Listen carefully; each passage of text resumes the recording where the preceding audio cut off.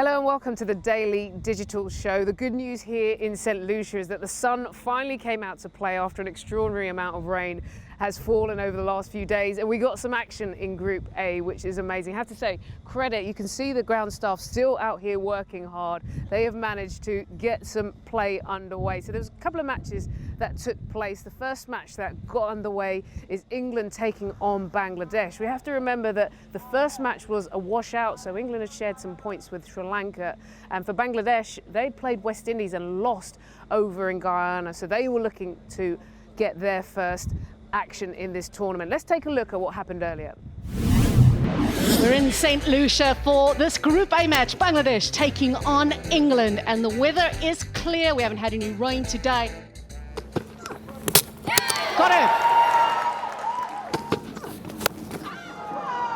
Goes big and gets it beyond the boundary. Here again, up and over. Again, played in the air, but this time around it's straight to the fielder. Direct hit trouble. Didn't even need it. Gone. And this will be out. This will be out. Not quite middle this time. Bangladesh won the toss, and they decided that they would have a bat first and were in immediate trouble. Oh, she's gone through already early on. Big appeal, the finger goes up. It's wide of the off stump, it's full, it's in the air though, but it will still evade the fielder. Yes! Oh, this is wide, she's chased it, it's in the air and gone. Moved well across her stumps.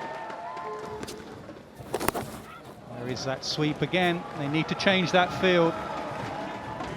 They're going straight off. That surprises me. Maybe it is a bit heavier. It's not just the lights. Yeah, revised target. 9 more needed. Slog sweep. First ball, 4. Getting it done. And that's flicked away. The outfield is slow, but she's timed that pretty well. England start off their campaign with a victory. So great to see some action underway. Some key points to take away from that game.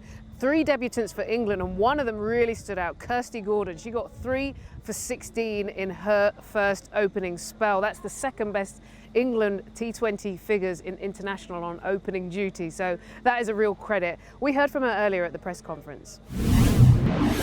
It's really special. I didn't know if I was going to make my debut tonight. Nobody knew if we were going to get a game in, so it's really special to make my debut and to pick up some wickets as well. You know, making that transition wasn't easy at all, and to know that I've got support from friends and family back home, yeah, it means everything. So the second game that got underway today is Sri Lanka taking on South Africa. This is a big clash in terms of the tournament and wrestling for who's going to be looking to qualify. Sri Lanka had already shared points from the first game with England, which got rained out, and South Africa, this was their first game getting underway. So it was important that both of these teams got some time out in the middle, and luckily, because of the ground staff working hard, despite some rain, we saw some more action. Check it out now. We're all set for the second match of the day here in St Lucia. South Africa taking on Sri Lanka. Big appeal, massive appeal, and the finger's gone up. Down the ground. That's as good a stroke as you're going to see all night. Up and over extra cover. This is another good stroke. It'll fall just short of the boundary. Oh, she's gone through it. This could be a massive moment. Pitch gone. Beautifully bowled. She's bowled very straight in this over. Oh, good shot that. That has been nailed. Just 3 women there getting through to double figures. The seamers for South Africa were exceptional. Bowler. It works a treat. Sri Lanka have a breakthrough. Edge and gone. That is an enormous wicket for Sri Lanka. That'll go for 4. Beautiful shot. That is the shot of the innings so far. That's it. is extraordinary, and that's extraordinary. What a strike. Here's a big shot. There's a big shot. And there is the breakthrough. Played in the air, but over the top. And that'll be the winning runs for South Africa. Coming off the bat of Mignon de Priya. Takes them past 100, and it puts 2 points on the board for the Proteas. So day 5 and action is continuing over in Guyana, and a big match taking place. Pakistan taking on Ireland. Now Pakistan, they've been hurt. They've already played 2 fixtures and just had a big loss to India, which is going to make them feel a little bit of frustration in this tournament. For Ireland, again, they played Australia, arguably the favourites, and they had a tough time too. So this is going to be crunch moment for both of them. If they want to stay in this tournament and really make inroads, tomorrow's clash is where it's at. We got a chance to catch up with Laura Delaney. She's the Irish captain, and let's hear what she thinks about the big game.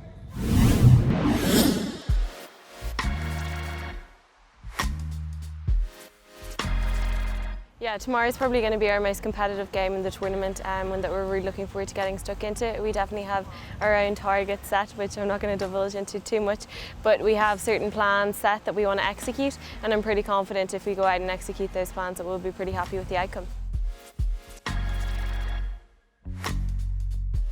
I think we did have a few positives to take from it, even though it may not have seemed like it. I think our batting towards the lower middle order performed quite well, and Lucy and Kim in their second spell performed well as well. Yeah, I'm pretty sure they're going to play quite a few spinners. We obviously have a few spinners in our camp as well, and the team that we go with tomorrow we feel will best suit the wicket.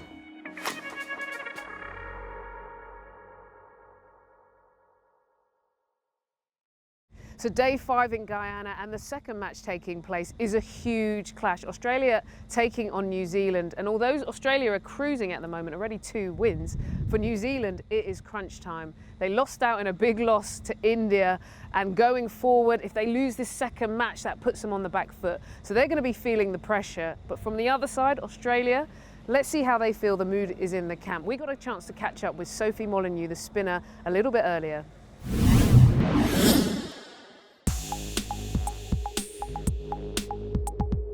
The girls have played really well the last couple of games, and it seems to be coming together at the right time. A couple more round matches and hopefully a couple of finals to play, but yeah, we're doing the right things at the right time.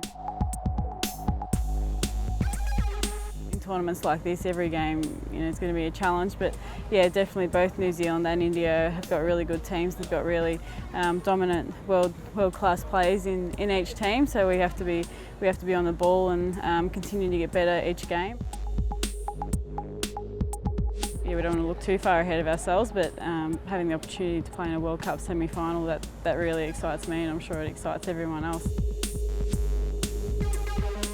Yeah, we have to take these conditions into account, and they've got some really strong players as well, so we have to be on our game.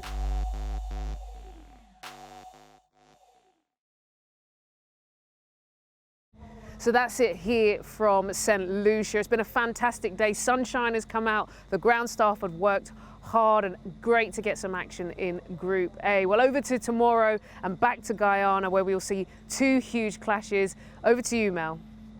Watch this.